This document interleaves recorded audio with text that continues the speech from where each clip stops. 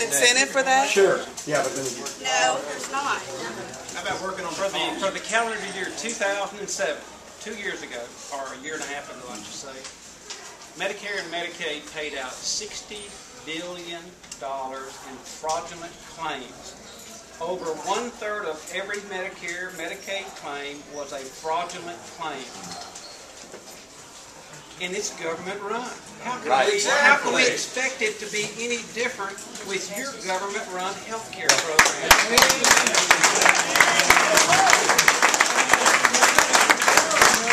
the beauty of a democracy, it's not mine, it's all of ours.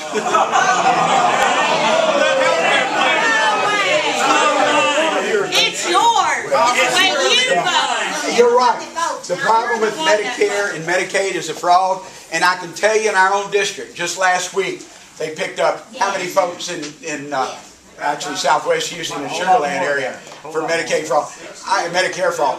I had folks calling me from our district saying, although this was on Canal Street in our district, a senior citizen called me and said she was walking down Canal over near Wayside, and some young lady stopped her and said, "You're over 65, you ought to have a wheelchair." Yeah. The lady was walking down the street. Yeah. We've had a scandal with wheelchairs.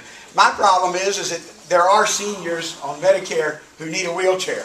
But not every senior over 65, just because somebody does a good marketing campaign at 3 in the morning, needs a wheelchair. So there's a lot of fraud in it.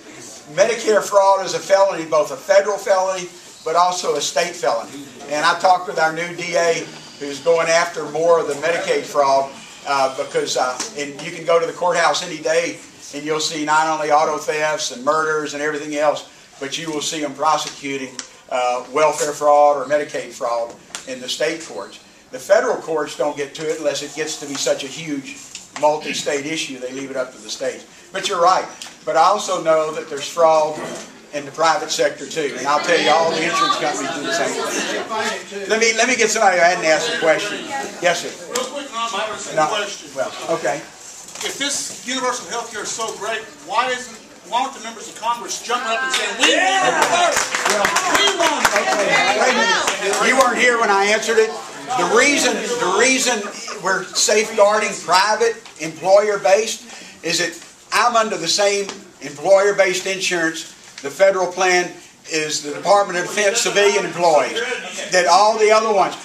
Let me tell you, I'm going to have to go on Medicare in 3 years, and that will happen. So, you had your time first. Let everybody else ask one, okay? Okay. Yes, sir. Number one, I have over 20 years experience in the insurance industry, okay?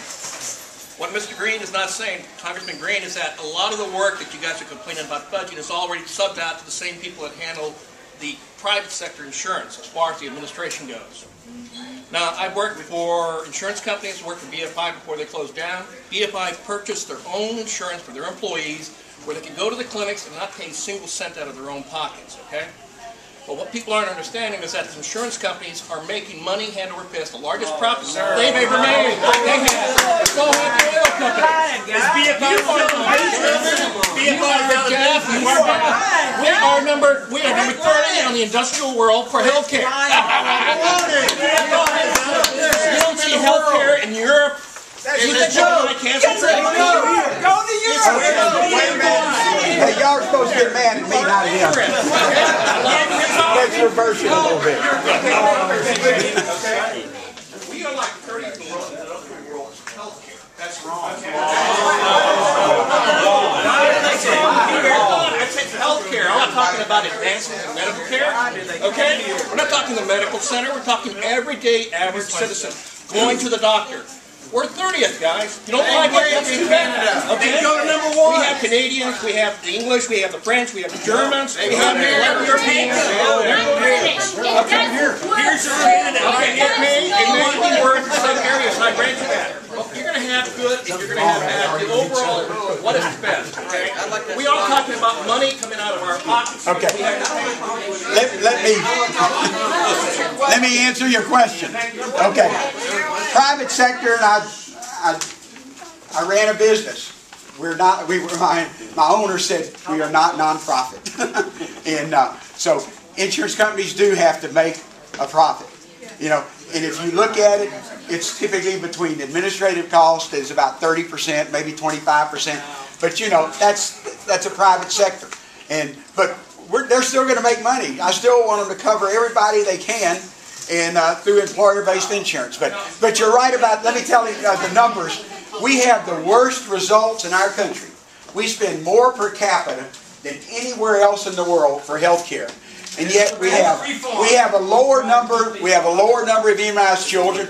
We have people who aren't diagnosed with diabetes early enough or with illnesses. Whereas you look at, and some of those single payer, they do great for big things, but they also don't have an MD Anderson, or they don't have a Methodist hospital. So our goal, and the goal of the government should be, and my goal, is that we need to have something that covers more people.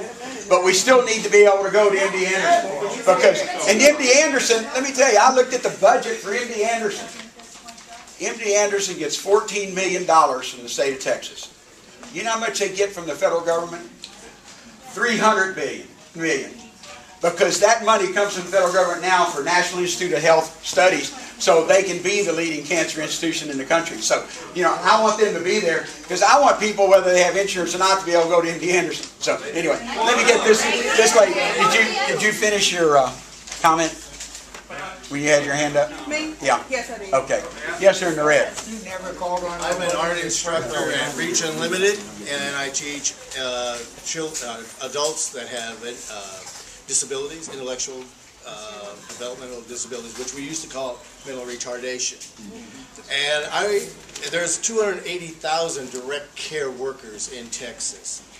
The average hourly wage for the state's direct care workers is $7.90. That's the state of Texas.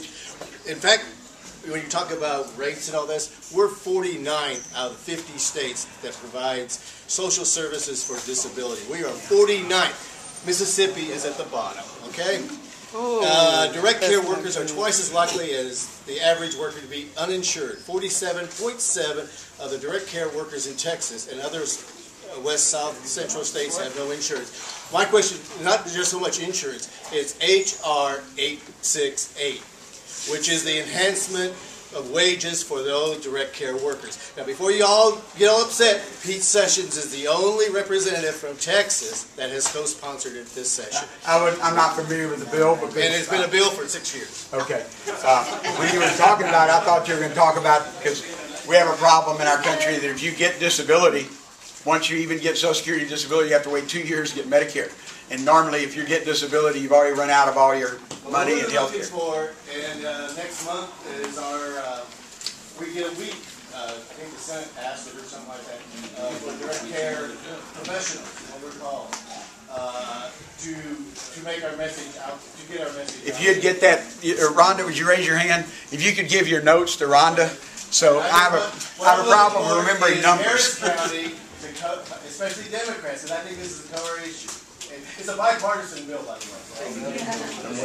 But if you'll get that to Rhonda, but if you have a complaint while we're here, let me introduce our state rep. He probably doesn't want to be introduced, but Armando Wally.